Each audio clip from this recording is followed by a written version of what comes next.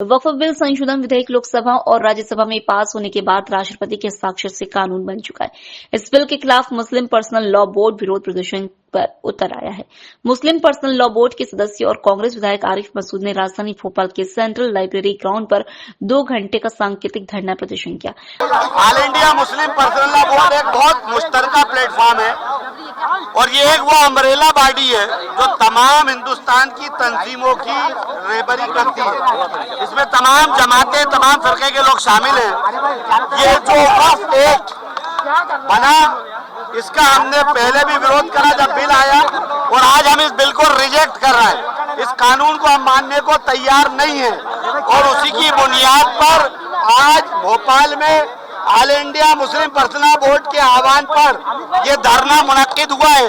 ये 2 घंटे का सांकेतिक धरना केंद्र सरकार के उस कानून के खिलाफ है जो ये दर्शाने की कोशिश करता है कि हम वक्फ की हिमायत में आए। सच्चाई ये है कि ये वक्फ एक्ट हिमायत में नहीं, सरकार की संपत्तियों के कब्जे को मुक्त कराने वक्फ से आया है।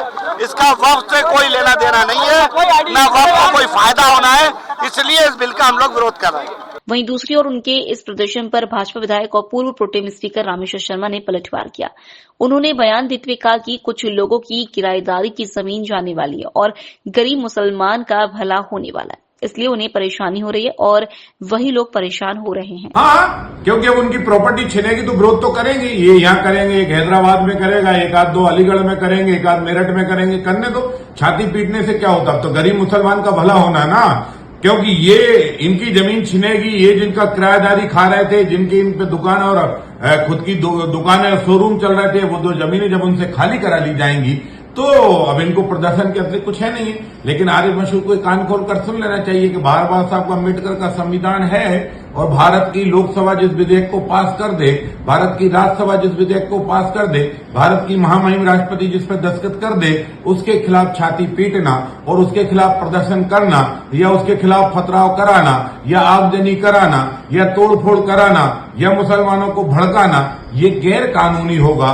ध्यान रखना, अपराध करने से पहले ये सतर्क और सावधान हो जाना। संपत्ति तो तुम्हारी छिनेगी, क्योंकि जो संपत्ति वक्फ की थी उसका अब तुम फायदा नहीं उठाओगे। उसका फायदा गरीब मुसलमान को मिलेगा, उसका फायदा उस मुसलमान को मिलेगा जिन पर रहने का घर नहीं है, जिसके बच्चों को पढ़ाने के लिए स्कूल नहीं है, जिसके लिए अस्पताल नहीं है, जिसके लिए रोजगार के लिए दुकान नहीं है। इसलिए मोदी जी ने गरीबों का भला करने की योजना बनाई है और तुम जैसे बेईमानों से वक्फ की संपत्ति वापस लेकर लोक कल्याण और गरीबों के हित में बांटने की सरकार की योजना है।